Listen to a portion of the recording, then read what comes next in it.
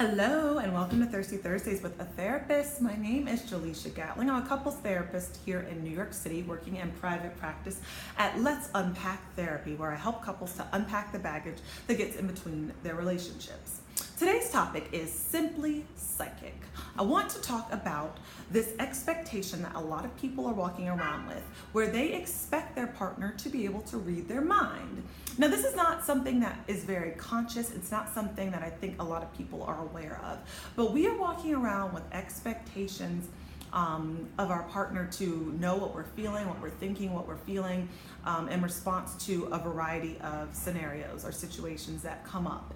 And I really want to kind of bring to the surface a really deepened awareness by the end of this video that you can just kind of ponder over and ask yourself, are you walking around with some of these expectations of your partner not being able to read your mind?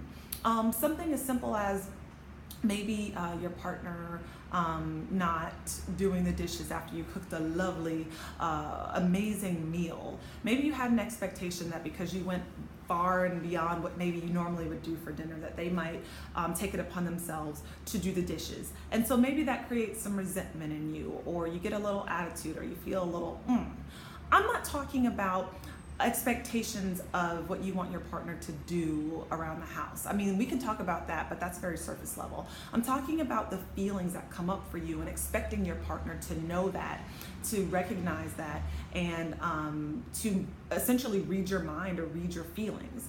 I think putting that expectation onto our partners is very, very unhealthy and not very realistic. And so I more so really want you to hone in on expecting your partner to know how you're feeling. How did it feel when those dishes were left unattended and your partner went and zoned out on Instagram for 3 hours? Did it make you feel unappreciated? Did it make you feel not valued? Maybe you felt taken advantage of? That's what needs to be discussed. But to expect your partner to know that and to have psychic abilities is not realistic and not healthy. Another layer to this mind reading concept is sometimes we do consciously do things to try to get our partner to read our mind, rather than just telling them what's wrong or what we're upset about or what's going on for us. We may use passive aggression. We may withhold affection. Maybe we become a little bit withdrawn or cold towards them because we're upset about something that happened last night. Or maybe even we're upset from something that happened at work earlier in the day and we're coming home with that energy. And maybe our partner says, hey, is everything okay? And we say, yeah, I'm fine. And we just kind of pout around the house for the next hour, wanting our partner to ask us more and to kind of pull it out of us.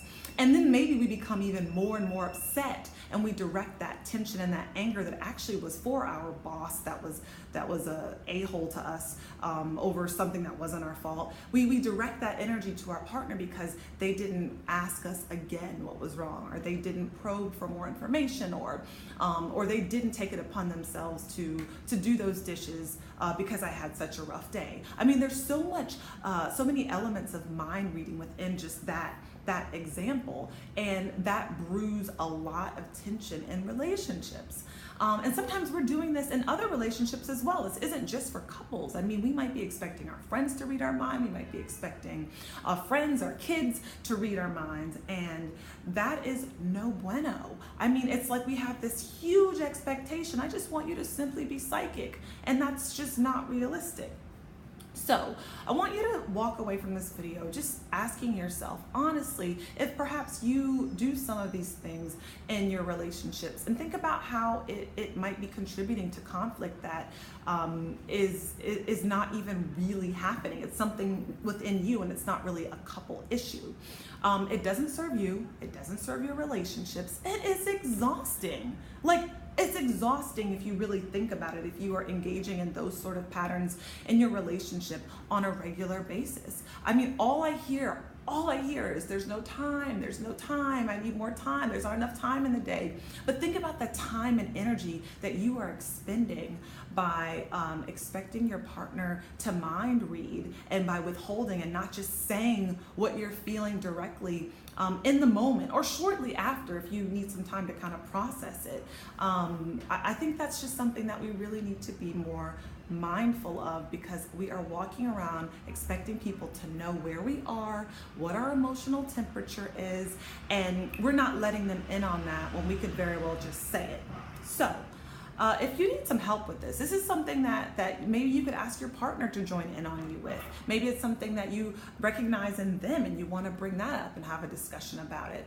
If you do feel like you need some extra help exploring if that might be impacting your relationships, please feel free, give me a call or go to my website and set up a consultation with me, www.letsunpacktherapy.com. Until then, folks, I will see you next Thursday.